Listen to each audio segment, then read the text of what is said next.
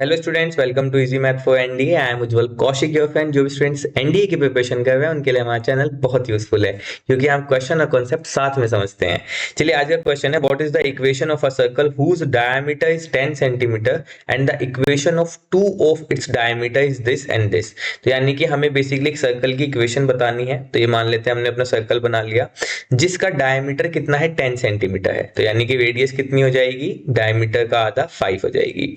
अब गिवन है and the equation of two of its diameter is this and this. अब आप यहाँ पे ध्यान दो, मान लेते हैं सर्कल है, सर्कल का सेंटर है। तो आप जितने भी डायमीटर ड्रॉ करेंगे, जैसे मान लेते हैं ये एक डायमीटर होगा, इसको हम D1 कहते हैं। चलो एक और डायमीटर ड्रॉ कर देते हैं, इसको D2 कह देते हैं। चलो एक और डायमीटर ड्रॉ कर देते हैं, इसको D3 कह देते हैं। एक और कर लेते हैं, इसको D4 कह देते हैं। मान लो अगर हम ये सभी क्या है, सर्कल के डायमीटर्स हैं।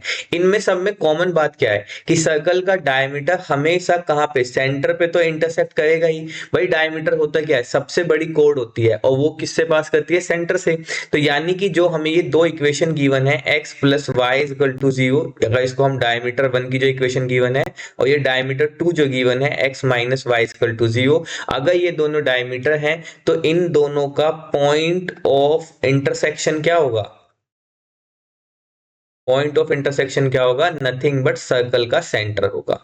आप देख सकते हैं, जैसे मान लेते हैं अगर मैं एक और डायमीटर ड्रॉ करूं, तो डायमीटर D4 हमने कर दिया D5। तो देखो सभी डायमीटर्स, जितने भी आप डायमीटर ड्रॉ करेंगे उनका इंटरसेक्शन पॉइंट क्या होता है, सेंटर। तो बस यही हमें सोल्व करना था। अब अगर D1 को इक्वेशन 1 बोलो, D2 को इक्वेशन 1 बोलो, तो बाय इक्वेशन 1 एंड 2 सोल्व कर लो।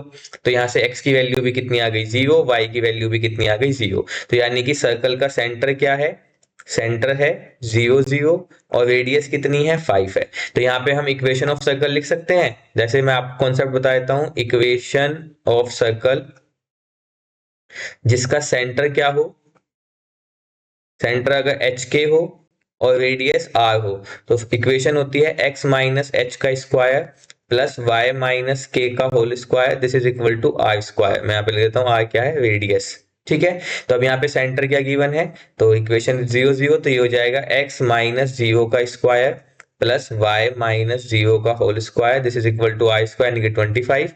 तो यहाँ से इक्वेशन आ गई x square plus y square, this is equal to 25। तो option B is our right answer.